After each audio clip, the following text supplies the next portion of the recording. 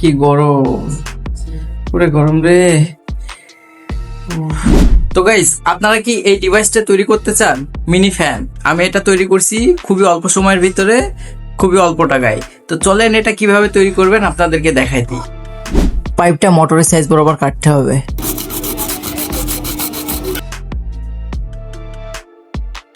এখানে একটা জিনিস খেয়াল রাখতে হবে, পাইপটা মোটরের সাইজ হওয়া চাই, একটু বেশি হলে হবে না। আমি ঠিক যেভাবে নিয়েছি আপনারাও ঠিক এইভাবেই নেবেন।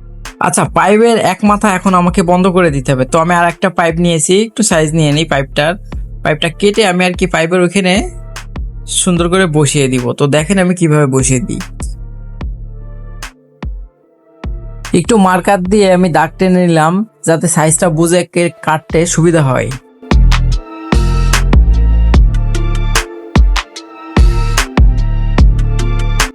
গাইজ, আপনারা দেখতে পাচ্ছেন আমি এটা পিস করে নিয়েছি, কিন্তু বড় হয়ে গেছে। তো চলুন সিরিজ কাগজে একটু ঘষে এটাকে সাইজ করে নেই।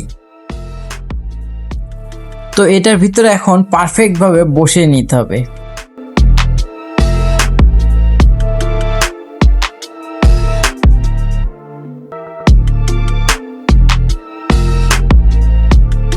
তো আমি ঠিক যেভাবে বসে নিয়েছি আপনারা এইভাবে বসে নেবেন।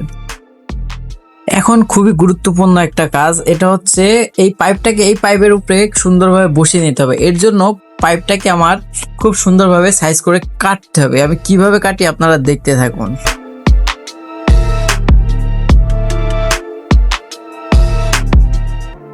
আমি ঠিক আগের মতনই মার্কার দিয়ে দাগ টেনে নিচ্ছি যাতে সাইজ বুঝে কাটতে আমার খুব সুবিধা হয়।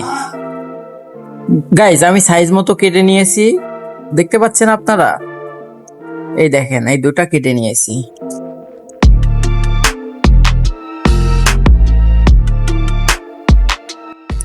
এখন আমি এই পাইপটাই পাইপের পরে বসিয়ে দিব। তো দেখতে পাচ্ছেন কি সুন্দর এটা বসে গেছে। এই ছোট্ট ফ্যানটি বানাইতে আপনাদের কি কি লাগবে চলুন দেখাই দিই। তো এর জন্য একটা ডিসি মোটর নিয়েছি, একটা অন অফ সুইচ নিয়েছি, একটা 3.7 ভোল্টের একটা ব্যাটারি নিয়েছি, আর দুইটা ওয়্যার। আর এগুলো আমি তৈরি করছিলাম আগে থেকেই। আর এর সাথে একটা কাঠের আমি বোর্ড তৈরি করে রাখছি। তো চলেন আমি কিভাবে তৈরি করি দেখেন আপনারা।